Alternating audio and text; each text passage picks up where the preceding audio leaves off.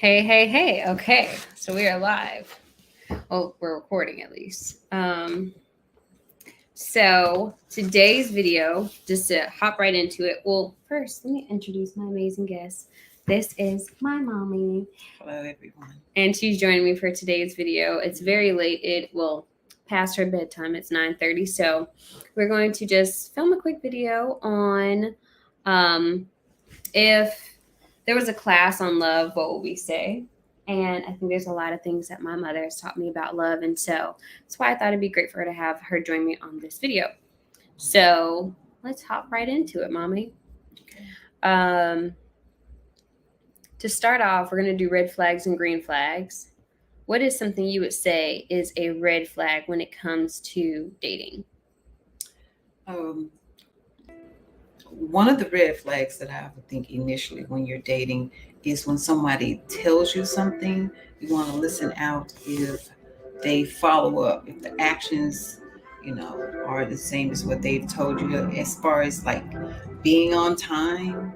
If someone says that I'm going to meet you here or it's going to be this time, those are the things that you first look at. Is just listen out for if their words match up to their actions, as far as you know.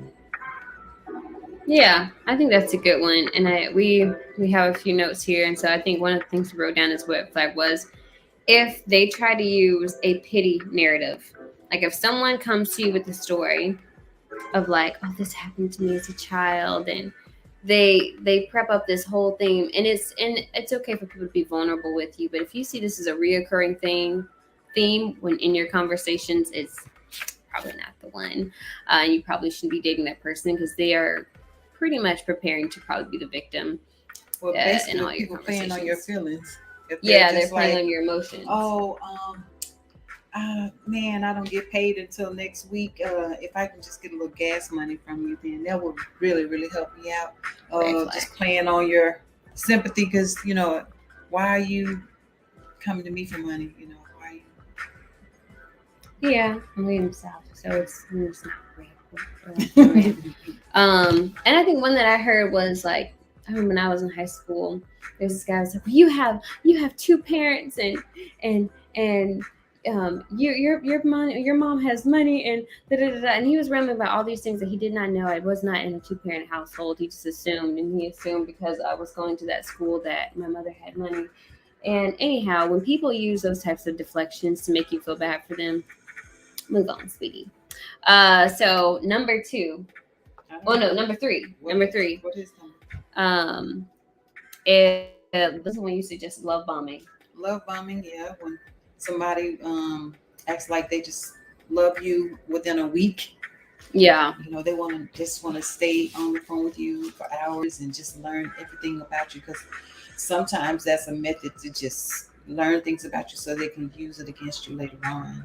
So you don't want to give uh, give all of your information out about who you are without just thinking about why is this person all of a sudden want to listen to all of everything that's going on in my life and everything about me, instead of just taking its time. Sometimes when things go too fast, it may be for a reason. And I think that's something you always tell me. It's like, don't be on the phone too long. And I know it's easy to indulge, especially when you like the person. It's like, it's your first time talking with them and stuff. You try to like spend all this time with them. So it's like, make that as a monitor for yourself. Like, you don't have to spend 13,000 hours on the phone with someone, on FaceTime, on none of these things to get to know them. Leave something to be a mystery. And at the end of the day, someone shouldn't know so much about you up front. Your personality is so large. All your war rooms, all of the men you could have dated, or everything. Why that relationship ended. All of that stuff, Look, it was what it was, and I'm just trying to listen to who you are and where we are today. I don't want to talk about. Oh, Mom, you're blown up. Who is texting you, honey? Who is texting my mother? Go ahead. So, and then, that is a good one. Like, when someone, if someone, you notice they're trying to get all of your time, like, it's okay when you like someone, like, it's easy to do. Don't let that be done. Your life is, if someone put it into a book, it's probably thousands and thousands of pages, and you want to allow someone to continue to be able to discover you. Exactly. And they have to earn that. So if they don't earn it, they need to know it in the first place. Exactly. I'm sorry, this thing keeps on falling on us. Okay, so I don't know what number we're on. Number 4, maybe. Criticizing you early on. Criticizing you early on. Yeah, look, you're whoever you are, people should accept you for whom they're trying to get to know you as. If somebody come in and they're trying to change you up or criticize things about what you should be doing or not be doing, that's a little like a red flag to me. Yeah, if someone tries to get in there and like try to attack your self-esteem, attack who you've been as a person, we work to build ourselves as people. If someone tries to tear that down, it's a no. And it happens very subtle. I think that's something that I had to come to realize. Right. Because you used to tell me that all the time, but I was expecting it as like, oh, you don't look pretty today, or you're like very basic, very obvious, and it's not that obvious sometimes. Well, this was like in a girls friendship situation where she was in a gym at a ball game, and she had on a hairpiece, and the girl just mentioned that your hairpiece doesn't match your real hair. So why would you even bring that up? I was flying my ponytail. I feel good, I look good, but just to make it a big point that I noticed that your hair color wasn't, like a perfect match. It's just one of those things that make you say, yeah, I see who you are. It's just like little things like that. Or, hey, why do you like to wear rainbow nails? I think you'd be better with like maybe a clear nails. You wear the clear nails. I mean, you know what I'm saying? Don't come in and try to people change will somebody try up. to mold you too. Like Right. They try to step in and like, oh, just like, yeah, no, because don't let anybody do that to you. It just take it, and it's not about being confrontational. I think you've always told me that you can always be a lady in this situation. You just take it in, you recognize it, you smile, and you never go on a date with that person again. And if it don't match, baby, I feel good, and you need to get you one that don't match. That's get you a point so it don't match. Yeah. Okay, so I think we're on number 5. And that was a red flag. They don't keep their word. Like the actions don't match their words. Yeah. People can be really good talkers, especially men. Yeah. I feel like it's like an art, like a pickup art is like trying to, first of all, they try to learn what you want, aka you never say what you want in someone. You just say, oh, I'll know when I see it. Oh, when God reveals it to me. They can't argue with God. When God reveals it to me, I will know. I'll know then if that's the person for me. But yeah, never tell your rubric, what you're looking for. But if their actions don't match their words, yeah, especially if you're looking for something long term. Well, you can tell if somebody's depending on you. And those are some of the things that I would be looking for. Is, are you dependable? Are you responsible? Or, do you say what you mean and mean what you say? And just listening out to, if he's standing behind his words that he speaks. Especially if you're looking for a long-term relationship. If this is someone you want to be a husband, a father, granddaddy to all your grandchildren, that's really important. Exactly. Okay, we're doing good. Mm-hmm. Number 6, trying to be sexual too quick. Yeah. I mean, you need to not be concerned with that. Especially for a man. And attraction is, of course, they're visual creatures. They can see that you're attractive. But hopefully they can keep it in their mind long enough versus vomiting out all of these sexual innuendos on you. That's a big when they come out with sexual things, it almost tells you what their MO is about. Because normally, if your conversation, if you don't have more about you that you have to conversate about, that you have to go directly to something sexual, it means that you're seeing me more as a sexual contender and not as a real person, somebody that you're really trying to get to know. Yeah. Exactly. And I love something, I wrote this down, that I heard on Nazanin Mandy's Instagram. I love her. She's so beautiful. Shout out to her if she sees this video. But she was like, there's a video that she has way down, and it's like, you are absolutely gorgeous. And that is the least interesting thing about you. So if someone's not willing to learn all of the beautiful things that be there are intangible, it's not ass and titties, then that's a red flag and you shouldn't be dating them. Yeah, exactly. Yeah. Well, now I think we get to move on to the green flags. Green flag. Green flags. Green flag on the play. Steve, add 5 points to the scoreboard. Brownie points. One thing we have written down is being respectful. But I'm going to ask you a question. How can you distinguish someone being respectful versus someone who's just being a waiter? Well, a waiter is something you just have to discern as you go. You could see, you could just really look at all the other aforementioned things. If somebody's really putting in that same effort that you are, and they seem like they're being genuine, and then they're just putting in the same effort as you. Other than that, I don't know. It would have to be just a discernment about how that person is coming towards you to see if they have some real authentic things that they're trying to put forward. Yeah. And to define a waiter, these are the people that just try to linger around. You may have told them you're not interested, and they just try to linger until you change your mind. And sometimes that's quite manipulative because they're just waiting on a moment to strike. At the moment to be a shoulder to cry on. But somebody that's respectful, man, they're willing to, just listen to what, things that you're needing support in, showing you respect, they're listening, it's giving back forth, just the mannerism and the way they speak to you and the things that they think about for you. I think that's being respectful, because let me see, what are some things that could be that's disrespectful, as in raising their voice Oh yeah. at you, starting little petty arguments and things of that nature. Most times when a person is respectful, they regard your time as being important, and Charge that bad they boy. regard the people around you, just making considerations of other people. And I think that's one of the things that you have to be clued in on. Yeah.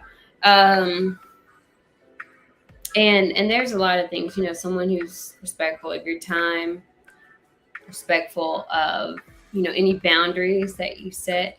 Those are green flags. If you set a boundary and they honor them, that's a green flag. This person try to search, deep inside of you, trying to learn who you are, your brain, your spirit. That's a sign of respect, I would say, too. Respecting your boundaries, nobody's trying to encroach upon you. You feel safe around that person. I think that's a good green flag. Yeah. And I think especially for highly sought after women or very pretty women, make sure that sometimes you can mistake objectification for being put on a pedestal. So make sure you're just not someone's little tote, that this is just my pretty person. You never want to be that. So be on the lookout for that as well. Exactly. 7, being consistent. Green flag. Yeah. I can see that, if you, even if he's just working on something, hey, this is what I want to do.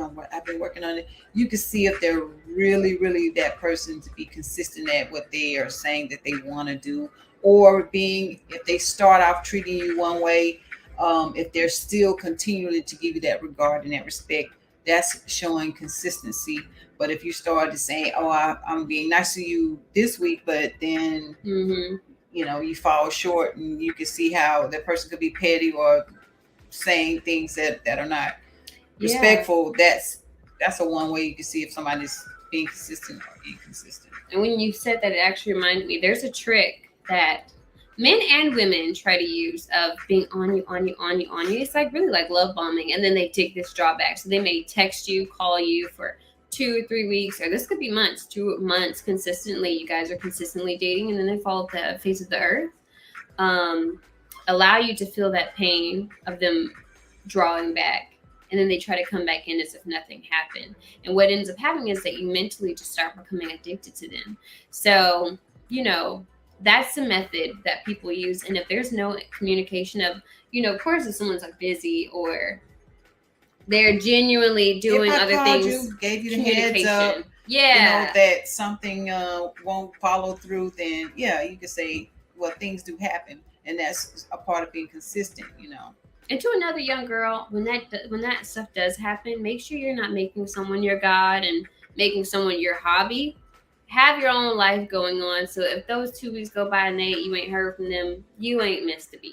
Yeah, you're not waiting by the phone. Yeah, that's going to build a problem if you make somebody, you idolize them too much and you give them so much of your time. Yeah, people can tend to take you for granted. Yeah, especially for young girls. I think the only independence men really want us to have is just emotional independence, and that's by having your own life. Exactly. Shout out to my mom. That was another lesson she taught me. Oh, okay. It's another green flag. I like a person that is, once we've, decided that we liked each other, that they invite me to meet their friends and maybe some family members, just so that I can see more of what his world is about. I think that's a green flag, because that means he's not hiding anything or in another relationship, because he's opening himself up. Okay. And I think this one's not a behavioral green flag, but this is just like a green flag all around if as you're dating, people and you're trying to vet like if this person is a good person for you or not. I would say is that they know what their ideal relationship looks like or how their ideal household looks like, and as well what you want yours to look like, and then if they align. I think that's just an overall green flag to look for. Exactly. Especially when you're dating for someone who you want to later become a very serious, significant other. But my mom, I really appreciate you for taking out the time to stay on here. I think she's perfect for this platform to be able to share the knowledge that she has coming from a point of view, just listening to the things that she's been raised with and exposed to also seeing what the world is today and all of the evolving changes with social media and just this acceleration of a lot of things that people forget about, traditional rules or just basic rules that will stand the test of time, self-respect, boundaries, self-love, all of those things that I'm very proud of my daughter for, constantly seeking that inner strength and reaching to do that and to be able to share with other people. So I appreciate you guys, coming in and listening to us, because for me, this is a strange platform. I am 56 years old and I'm not used to being in front of a camera or talking to a camera. So if I seem a little awkward, it is awkward for me.